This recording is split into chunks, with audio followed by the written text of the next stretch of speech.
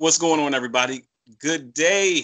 Troy Rawlings here. Welcome to another exciting episode of Meet the. And I have the privilege to be with an amazing music industry pioneer, the queen. I call her the queen, even though it's people before her probably doing it, but nobody did it like she done it. Done it. The queen of dance, house music. Charlton, she's still touring when we can tour. On her thing. I got a chance to sit down with this amazing woman. Ladies and gentlemen, make some noise for the one and only Crystal Waters. Well, thank you, Troy. Thanks for having me. Well, thanks for dealing. She has amazing. Well, y'all didn't get the tour. I got the full tour of the crib. It's amazing. Y'all ain't getting all that, but thank you, Crystal, for taking a minute and time out. And I always say I like to give everybody their roses and their flowers and their accolades while they're here and with us and doing wonderful. You look amazing, and you've been in the industry now for how long? 91. I think it's 25, 20. Nope, 29. So I think Gypsy will be 30 next year. All right. Let me take it back. I'm Brat. Had no business being in the clubs at 13, but there was this. I was in the clubs at 13. There was this club in Baltimore called Fantasies, and that was the house music spot. And I was, Jerome Hicks. Of course, Neil Conway and them. I'm friends with Neil Conway and other people like that. But so Fantasies closed. Something happens. The floors cave in Fantasies. I'm dating myself. Floor caves. They stopped doing parties at this row house in Baltimore City. They start going to the fraternity, the Kappa House somewhere in Northwest Baltimore, and they having parties. Clear the whole place out, wood floors. Jerome Hicks puts his speakers in the corner. They got the special punch in the kitchen. The special punch. the special house music party punch. Everything is jamming. They rocking, people dancing, and here this chiming piano start. It's a stripped down mix, and this voice comes over it. She wakes up early in the morning, just in the place. The house heads that are regulars, they already know. I guess, the DJs get everything first.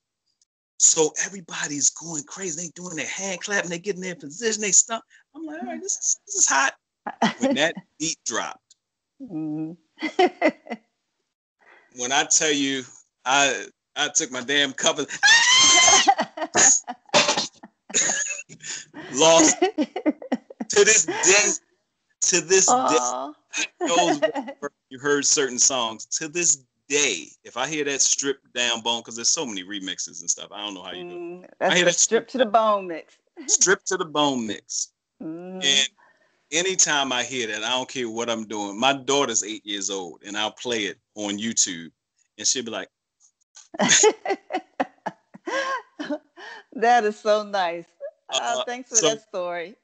So, and I graduated from high school in 93. So I was a house head. I'm still a house head.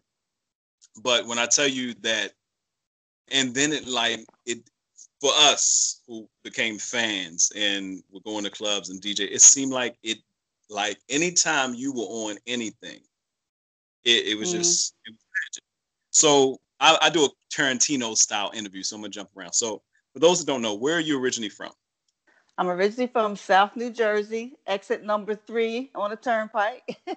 I grew up in Deptford, New Jersey, in a musical family. My father was a jazz musician, and my uncle was the lead saxophone player on MSFB, Sound of Philadelphia.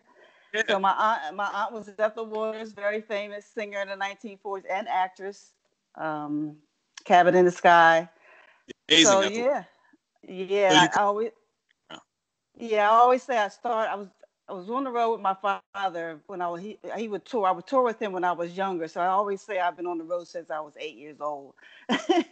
So it's this, I didn't see it coming, but I guess I should have known.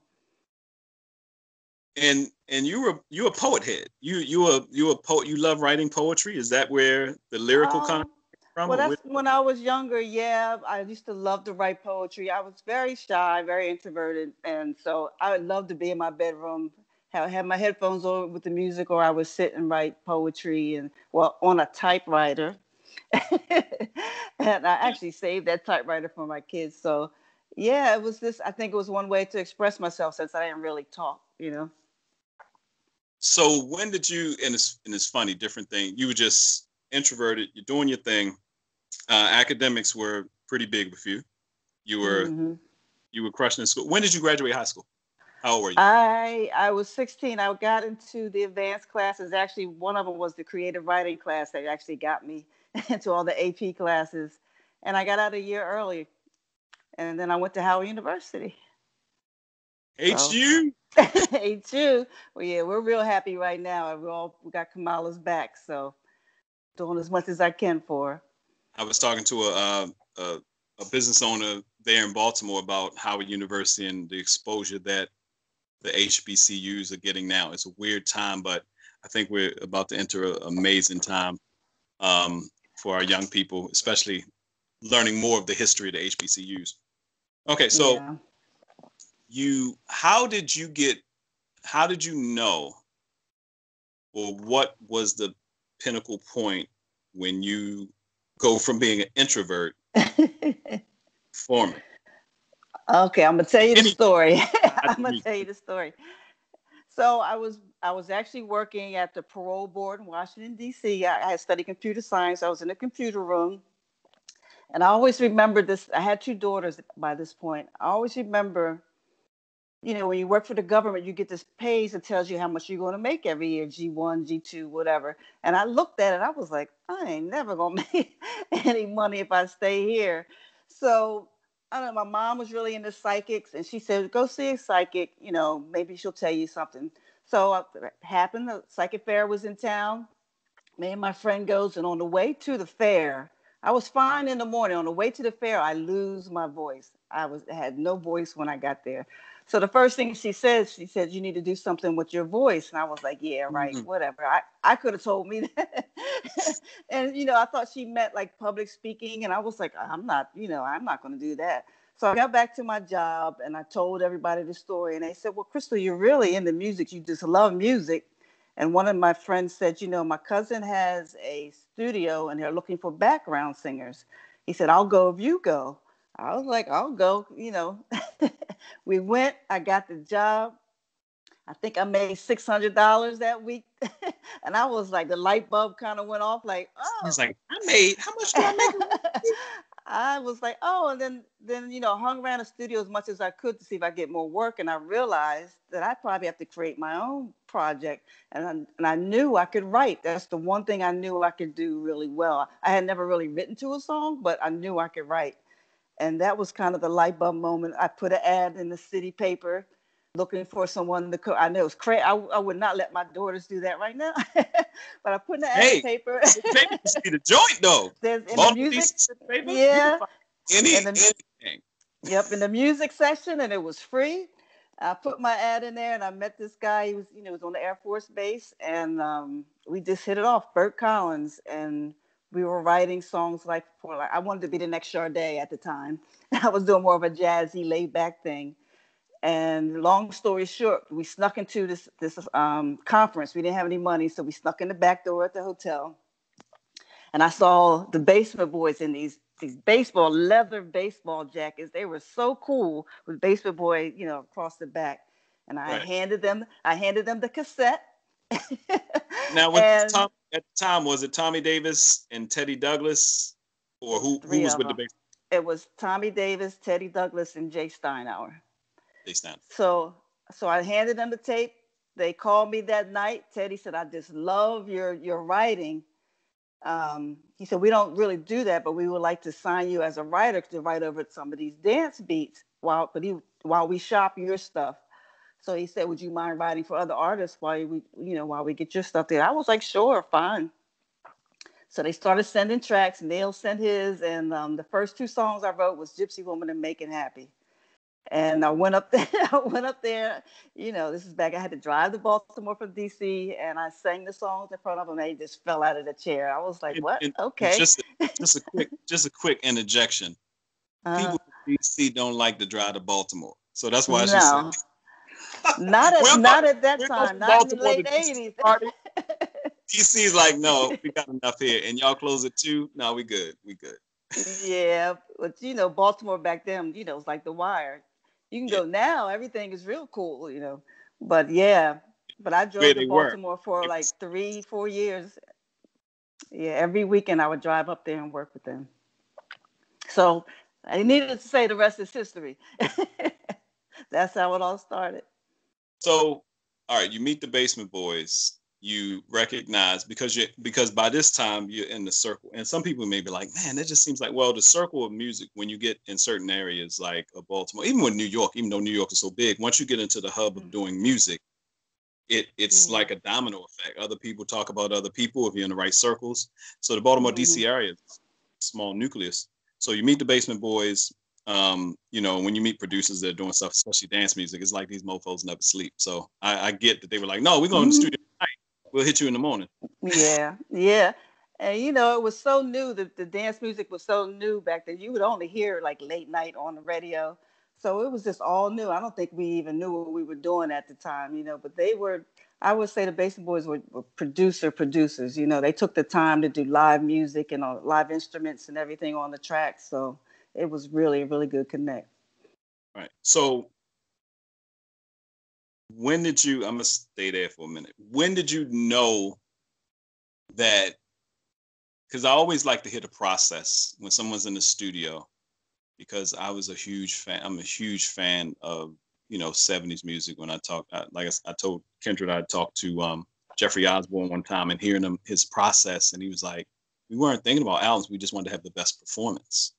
So record companies came.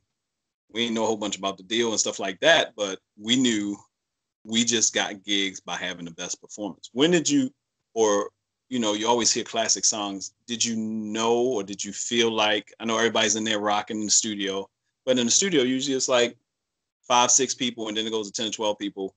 Did y'all shop it? Did y'all send it to the DJs first and see how it flowed in the club? Did you get through that process? When did you know you had something that obviously was huge, or did you ever? Well, what happened was, I wasn't supposed to sing the songs. They were for someone else. So I went home and went about my business thinking, working on my Sade stuff. And Is it? and yeah, then I find out that the Basement Boys they actually used my voice and got the track signed to a label in the UK, which was like, I was very happy. I was like, I'm signed to a label. So, it sat there like from 87 till maybe 88 till 91. So Bruce Carbone at Mercury heard it from the UK. He brought it to New York. You wrote Gypsy Woman in 87? Around 87, 88. I sat signed for like 3 years. I was signed so long that the people thought I was lying. Like, she ain't signed to no record label. But yeah, it sat. And then I think Tony Humphries played it in New York. He played it from the cassette. I think the Basement Boys had sent it out. And I think Bruce Carbone heard it, snatched it up right away. I mean, I had no idea any of this was going on. And I get a call like in February saying, hi, this is Bruce Carbone. I think you have a hit record. And I was like, what? This is what, 91 or 90? 91? This is probably 90, because I found out like just before it was being released. Because it was released, I remember being rushed to New York to do the photo shoots and everything for the song. I think it was doing well in the clubs, but they were trying to get ready for the WMC, the Winter Music Conference in Miami. And they rushed me up there and got all the pictures done and everything. And nobody even thought about an album. So after, I started off in the R&B department at Mercury. Then the next day, they put me in the pop department. So I think that's when I kind of knew something big was going on. Shuffling this little black girl around like she Whitney. I was clueless. I was clueless. And, honestly, they had me on the road doing promotion. I was in the UK, and they decided they wanted an album. I was not even involved in the project. What they did was they took all the demos I had done, even the Sade stuff, and took it. I mean, these are things that I just kind of sang on an 8-track, not really in the studio, and took it and somehow they mixed it and made it into an album. By the time I got back from Europe, I had an album. And that was surprise. Everybody surprised. Literally. Yeah. Surprise! Literally. Surprise! So Surprise!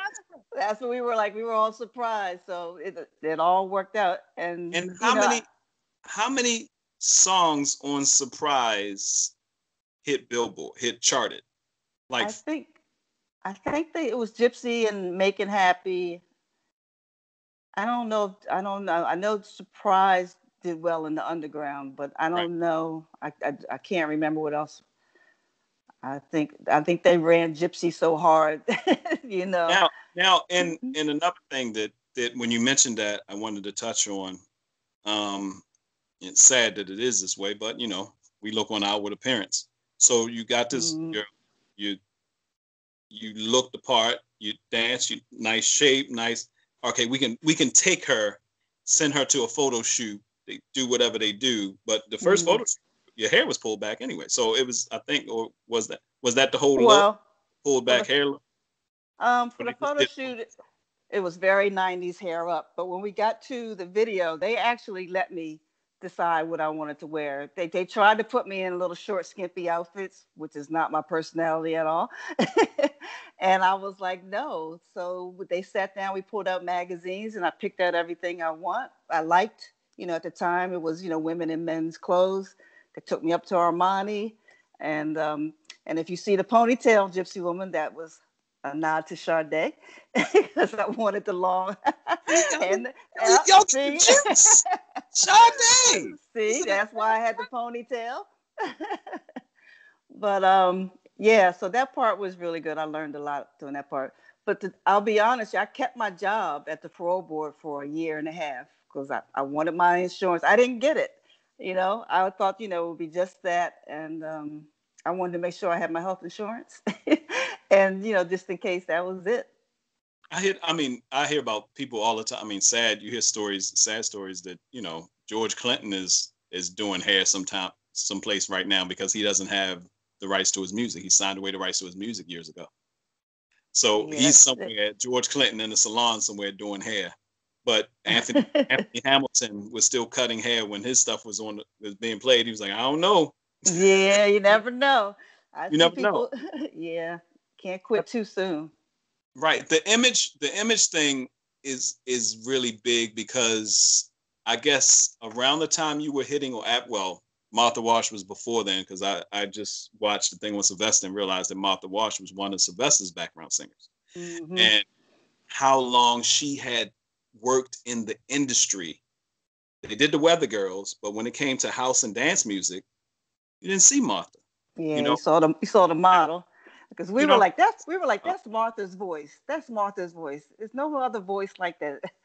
So yeah, I remember that. It had to be gratifying to you, but even though you never I don't know if you were ever a big kid I don't know how gratifying that was to you to know that they just said, Crystal, the music is hitting, and you look, come on, let's put you out front, because there's people like Marsha who's working their ass off, and I didn't even, when I heard Black as Box was huge. Mm-hmm. And then they started, and you're looking at the chick like, something ain't right here. Mm-hmm. You know what I'm saying? Yeah. All those companies that had the, CNC and stuff, and then they got to search. They got somebody on the album, and then they got to search for a person to fit. Milli Vanilli. Milli Vanilli was the ultimate. So, yeah, I mean, it still happens. I mean, it's getting different now. People don't even need to be in the video. People don't even want to be in some of these videos now because of the fame part of it. But yeah, I think when I hear other people's stories about, especially people that came after me, like, they tried to dress people like me, the dance artists and they're, so yeah, I guess I was blessed. Yeah, from what you're saying, you made that decision, say, no, I'm not going to be the skimpy dress chick. I want to flow how I see people flow. Plus, being from DC, Maryland, I think it's something that comes from, because we come from a diaspora, place where there's such a large amount of professional women. Yeah, I was in the business. I was in the business school at Howard University, and you had to wear that outfit to class. You had to be in a professional outfit to go to class anyway. So I think I was already in that mode, and that's who I was. And I think I'm lucky that they noticed that there were females up there who were on my side. I think I had some good people around me. That's very key. That's very key. And this is how you become the biggest thing. This is the time you at Howard during the time of like a different world and all that energy and all black. It was wonderful to be black. And then you come and hit pop at a whole nother level and you start touring. How was it to go to Europe? How did that, had you ever traveled abroad before then? Nope, I had never been abroad. I think my first place I went to was the UK, top of the pops, and I flew on the Concorde. You remember the Concorde? I've heard of the Concorde. I've never been on it. You remember the Concorde? Hell yeah, I remember the Concorde. Because I had to be back for a show in New York, like the next day, within a couple hours. And I had to go by myself, but it was a great experience. It was very nice. It happened really fast. And like I said, I had 2 children at the time. So you can imagine mommy don't go part. So I had to battle with the kids and the record label, me asking for time off, and the label said, we're not going to promote your record, or we're going to do this. They would threaten me with stuff. And, I was representing the Basin Boys. I didn't want to, let them down. I didn't want to let anybody down at this point. But it was tough with, having the kids and leaving and coming back, getting nannies and stuff like that. So that part of it is tough. And back then, it wasn't cool to have kids. There were people who would get dropped if they got pregnant. The women, as a female, you had to be a certain thing. So, they kind of kept that under wraps that I had kids and things like that. So it kind of dampened the whole experience. But, I loved Jordan. I loved the crowds. I got to see so much. I got to meet so many great people. And, honestly, I've been on tours for the last 25 years, 29 years. And this is my first summer off, and I'm kind of enjoying it. I'm hearing you know what? It's funny. I'm hearing a lot of people in the industry working hard, be it entertainment, acting. One day I saw Niecy Nash talking to Little Rel on a live, and he was like, you know what? I really like my damn house. And she's like, I like my house too. Yeah, that's how I'm feeling right now. You don't think about that. And a lot of people, you made a decision. You talked about, I don't know if you said one, you have 2 daughters? Yes. And you said both of them are in Los Angeles now, or one of them? Yes, both of them. So, and are they in the industry, or they? One of them, my youngest daughter works for BET, and my other daughter is a graphic artist. Okay. Mm-hmm. Now, as you're going on, because you said you had your kids by the time you were in college. No, like my senior year in college. Oh, okay. So they grew up with this experience. When you talk to them later, both of them adults now. Yeah. When you talk to them later, what pieces did you get from them about it? How did it, as adults, how do they see it now? I never asked them, but when I did an unsung, and they asked them that question, and my daughter said all she knows, she remember we went from this little apartment to this big 5,000 square foot house. And, it was people, I would pick them up from school and the kids would rush out to the car to get, and they were like, oh, mommy's famous. They didn't get it till a little later too. But I we never really talked about it, but that's what they said. They interviewed Patti LaBelle's son one time. He said he was with his mother in the grocery store, and all these people lined up. She's like signing stuff. He was like, "What is going on?" Yeah. He told her later on what he did. He was like, "Mom, why is all these? What's going on? Can we just?" She was like, "Baby, I just." It's like, yeah. All they think of is mommy. You just mommy and nothing else. I would come home so tired. They were like, "Nope, mommy, you taking us to school. Nope, mommy, you cook dinner." So they, how kids are. Yeah, and it's not even just being a regular music artist and doing concerts and stuff and staying up late, but to be a pop and dance music like the Queen, meaning that some of your performances probably started at 2 a.m. Oh yeah, jeez. And then afterwards, they're like, no, don't leave, Crystal. We have a whole party next 7 days. After party, then the after party. Yeah. So just the fact that's why I even like, this guy's flirting with me. Why does he keep saying I look so good? That's why I'm like, yo, you look amazing. Because a lot of times you hear the people that had that kind of life, and what kept you grounded all these years? Because you're still hitting. Like, I just listened to interviewed. I'm friends with DJ Spin, and I interviewed him, and I heard the joint you dropped with Spin, and I was like, you're still doing it. You're still doing it. What's kept you grounded all these years? I think, the kids kept me grounded. You got to pay your bills. But, I love this. I love what I'm doing. I love touring. I realize that I'm blessed to do what I get to do. And, I just love it. I love dance music. I love writing. And, people, they say, are you retired? You're going to stop? I'm like, I'm not qualified to do anything else at this point. I can't get a job anywhere else. Oh, that's no, you were right. Have you written for any other artists? I have tried, but all the producers I work with, they're like, no, Crystal, we need you to sing it. We want you to sing it. Because I've always wanted to do an alias, so I could do some more of the down tempo chill, that kind of some more Sade chill house stuff. Yo, I want to hear, and we pay for a Crystal Waters jazz album the way you want to do it. Do you ever thought about doing it together? I actually started a straight up jazz album. But now I'm thinking more of doing more of a chill jazz, lounge type of thing. And I wanted to do it as an alias, but the producers want my name on it. They're like, nope. Name on it. I'm like, all right, I'm gonna figure it out though. I'm gonna figure it out. There's a DJ I always listen to, and I have to interview him too. He's in Canada. His name is Ja Big. I think he's from Africa. But if you go on, like, if I just want something on YouTube when I'm working or doing something, I'll go to Ja Big's channel, and he just has tons of mixes.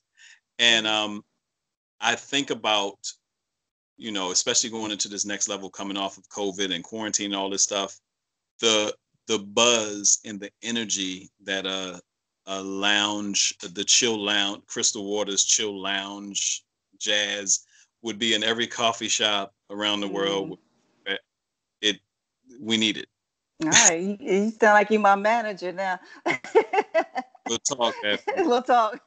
It's part of what I'm. Oh, no, I'm serious because I love jazz. When I was in Baltimore, I helped these two owners in Baltimore start a jazz club called Club 347, and I've been working with live music all my life in concerts.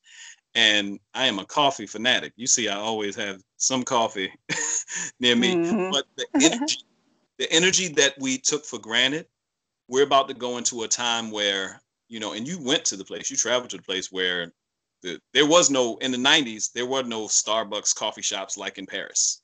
That atmosphere exists. The guy who started it with Starbucks went to Paris and said, man, what if we stopped just selling people beans and having tasting? What if we made this into like a Paris type flavor? That's what I say in the grande, so the whole energy of what they started doing with the music and stuff was trying to recreate what they have in the UK. You already know. You were a part of that culture already. Yeah. We we say we're pioneers now because we didn't know what we were doing. We were just doing what we were doing. No, it moves. Really know you had something. Being yourself. Like, what would you tell a young female? And I know we got to start winding down, but what would you tell any artist, but definitely the young female artists, about being? And I'm not knocking the Cardi B and whoever if they being who they are. Cardi B is being who she is. I can't really. That's what I was going to say. Be who you are. Don't try to be Cardi, because Cardi's being Cardi. She's already taken. But to be yourself and stay true to yourself, because once you get out there, they'll drain you. They'll take it all, so if you're not authentic and true to yourself, you get, you're going to get judged every day. So you got to be yourself. You got to believe in yourself. You got to stay strong. Sometimes you get into the business thinking it's all, champagne and limousines. And it's really a lot of hard work, and there's really not a lot of nice people. There's a lot of, mean-spirited people around too, as you see on all the social media. I don't know how I could have done it if social media was happening back then, but You know, Yeah. for artists now to be out there and exposed like that, you got to be tough. You got to stay true, and you got to have good legal advice. You got to. I was about Don't to get say, your cousin. Don't get your cousin. Don't get.